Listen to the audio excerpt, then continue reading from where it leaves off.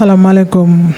mbokk internetu Firi Info ñu ngi nuyu ñëpp di gërëm ñëpp di sant ñëpp ku nekk sa tur ak sa sant maa ngi tudd Ndeye Binta Dramé deuxième adjointe au maire. comme ni nga ko waxee tey ñu ngi ci deux jours de formation ak kuréel gu ñuy wax COSEF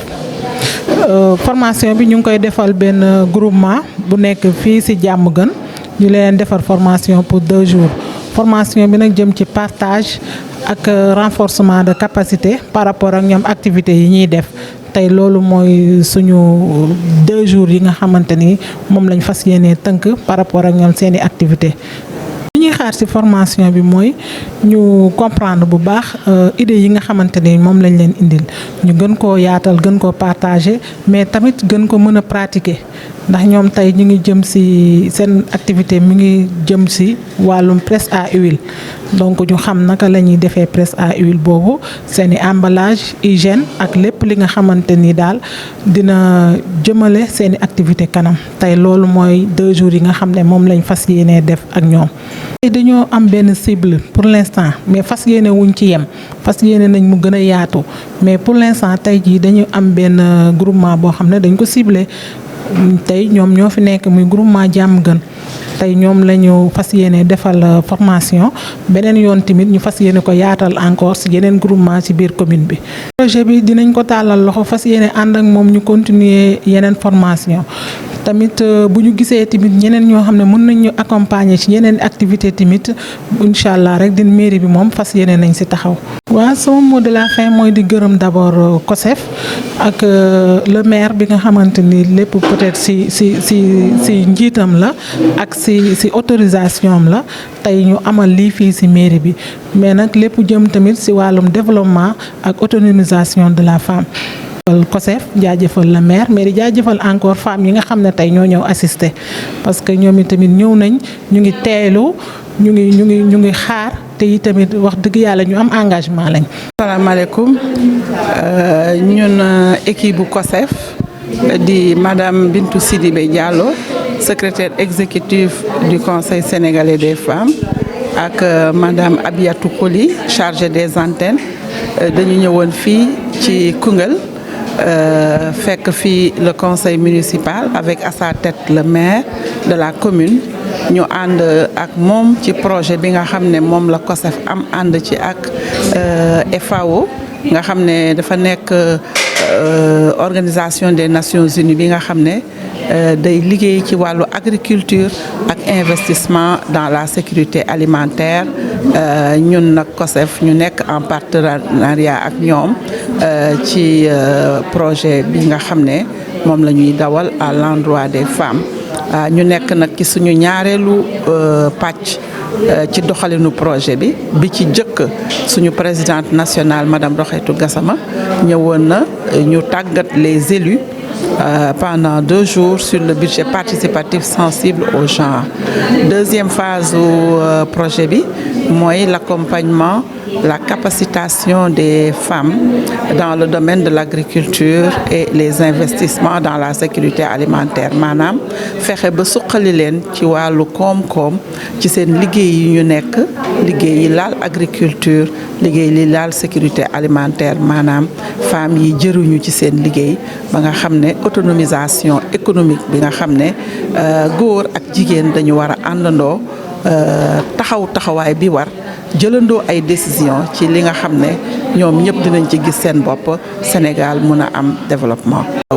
bi ñu ñëwee Diamaguène ci cadre projet bi monsieur le maire moom mi nga xam ne moo jaboote commune bi yëpp tànn na groupement ci biir groupement yi am taxawaay yi takku liggéey mu tànn groupement bi nga xam ne mooy ànd suqali Diamaguène fii ci Koungheul moom la ñuy àndandool ci projet bi fexe ba xool domaine bi nga xam ne moom la ñuy liggéey maanaam ci gerte gi xellu diwu gerte ak yeneen activité yi nga xam ne ñu ngi ci biir waaye seen principale activité bi nga xam ne mooy mbirum production d'huile d'arachide dañ ci ànd ak ñoom accompagner leen ak la FAO ci phase bi nga xamante ne mooy ci seen toogaay ci seen biir kuréel ndax ni ñu toogee noonu la ñu war a toogee dem ci formalisation fexe ba fonctionnement wu organisation ñoom ñëpp ñu tënku ci waaye seen activité activités yi nga xam ne moom la ñuy dawal ñu xam lu ciy force lu ciy faiblesse maanaam seeni gàllankoor ba nga xam ne dañ mën a tëgg seen plan d'action doxal ko ba li nga xam ne mooy résultat yi nga xam ne moom lañ bëgg maanaam jigéen ñi mën a demal seen bopp jigéen ñi suqaleku am autonomisation moo waral ci lalu ñaari fan yi ñu nekk ak ñoom suñ leen tàggatee ba pare jox leen jumtukaay yooyu dinañu ñëw ci ñoom ci accompagnement en matériel dinañ leen utal machine bi nga xamante ne mooy tax seen rendement gën a yokku ci liggéeyu gerte bi waaw loolu mooy li nga xam ne mooy suñu tànk ci formation bii nga xam ne moom la ñu ñëw présidente Rokhietou Gassama yebal ñu fi waaye ñu ànd ak suñu chargé des antennes te moom xam naa dina mun a wax ci wàllu nu muy def ba jigéen ñu ñu fi formé lëkkaloo ak conseil sénégalais des femmes fii ci Koungheul rawatina département Kaffrine nga xam ne foofu COSEF am na fa tànk ci biir région bi bu ko defee ñu mun a àndandoo jigéen ñi liggéey jëm kanam. dafa ciblé juróomi commune maanaam Fadiouth Joal Fadiouth ciblé tamit Kaffrine ciblé Koungheul commune Koungheul ciblé commune de Ndiop ak commune de Golfe Sud maanaam yooyu kuréel yooyu commune la ñu ciblé ñu dawal première phase ba pare war a ñëw ci deuxième phase bi te ni ñu koy waxee tànneef bi dafa am solo projet bi dafa ciblé 5 communes commune u Joal Fadiouth commune u Ndiop ak commune u Kaffrine Koungheul ak Golfe Sud ndax projet bi ci boppam li ko tax a jóg comme niñ ko waxee mooy autonomiser les femmes kon boog mairie bu ci nekk da ngay tànn identifier groupement bi nga xam ne mooy groupement bi nga xamante ne moo ëpp taxawaay yebbu na ci liggéey ñu àndandoo ak ñoom te ñun conseil sénégalais des femmes ñu ni tamit ci liggéey bi ñu nekk dañuy ut maillage maanaam fexe ba ñi ñoo xam ne ñu ngi leen di former ci yeneen fànn yu jëmale jigéen kanam dañuy seet fexe ba lu ñu gën a amee yeneen communes yu gën a yaatu te Koungheul bokk ci communes yi nga xamante ne ciblé nañ leen ndax seen taxawaay ak le maire Abdoulaye Wilane nga xam ne moo nekk Kaffrine dafa bokk ci projet bi à travers CEDEAO bi nga xam ne dañ ci teg cadre boo xam ne dafa bokk ci agriculture promotion de l'agriculture et de la sécurité alimentaire kon bokk suñu jógee Kaffrine wàll ci département Koungheul ñu ngi toujours ci siège u région de Kaffrine. formation bi war na liggéey ci jox leen ay jumtuwaay ci ñetti wàll yu am solo maanaam ñu xam seen structuration nu mu war a demee nu ñu war a structuré wu ñu formel mais won leen aussi bonne gouvernance ci biir seen organisation yi ndax loolu mooy tax ñëpp ñiy séq mbir mi ñu gis ci seen bopp waaye itam autonomisation suñ ne autonomisation maanaam gis nañu conseil sénégalais des femmes nga xam ne ci àq ak yelleefu jigéen ñi lay yëngu rawatina ci ñu yegg fu ñuy naseek fu ñuy noccee loolu nag foog ñu defar seen leadership boobu nag dafa lëkkaloo lu bari ak seen koom-koom ndax bu jigéen mënalul boppam qualité leadership bu mu war a am du ko am moo tax nag accompagnement dans le domaine économique dafay nekk wareef dafay nekk itte ci conseil sénégalais des femmes moo tax lëkkawaayam ak AFAO doon mbir mu am solo pour que ñoom buñ fi jógee rek femmes yi lu ñu leen jàngal ñu jëfe ko ndax daañu restituer ci seen ay groupement maanaam liñ fi jàng dinañ ko yóbbu ci seen kuréel bi fu mu gën a yaatoo ñu yaatal ko fa waaye dinañ ko jëfe ndax ñun buñ leen joxee jumtuwaay yi war matériel bi war loolu day tax liggéey yi ñuy liggéey ñu mun koo pérenniser maanaam ñu mun koo saxal mu am rendement ba nga xam ne leadership bu ñuy séentu ci ñoom ci domaine économique ak résilience économique bu ñu soxla ci ñoom ñu mun koo jëfee bu ko defee nag bu ñu nekkee ci instance de prise de décision yi ñoom ñu mun a taxawaay bi leen war ñu boole leen ci considérer leen déglu seen kàddu ci lu ñuy dund pour que Sénégal nekk domaine boo xam nekk réew moo xam ne góor ak jigéen mag ak ndaw dañuy àndandoo ci développement. sama kàddu gu mujj mooy ñu ngi rafetlu maire bi dalal bi muy fi dalal ak ses adjoints le conseil municipal mais rafetlu tamit taxawaayu jigéen ñi ak seen pas-pas donte am nañu ay gàllankoor donte seen jumtukaay yi doyul mais yebu nañu te ci liggéey te fii cible bu ñu am dafa nekk ay jeunes femmes maanaam ay ndaw te ñooñu ñooy doon relève suba loolu moo tax nag ñun choix bi ñu def fii ci Koungheul nekk choix bu ñu neex ñu leen di ñaan nag ñu jëfee li nga xam ne moom lañ fiy jàng ñoom leen fiy jàngal ñun en tant que partenaire ñun COSEF ak FAO dinañu gën a taxaw ci projet bi am suivi et que ñoom tamit ñu taxaw jëfe liñ fi jàng ndax nag bu ko defee yëf yi mën a wéy ñu bàyyi fi en tout cas une unité de production boo xam ne dafay law ba ñoom it bu ëllëgee ñeneen ñëw relever leen. À Koungheul, nous sommes le Conseil sénégalais des femmes. Je suis la secrétaire exécutive, Madame Bintou Sidibé Diallo. Je suis accompagnée de la chargée des projets et programmes, Madame Abiyatou,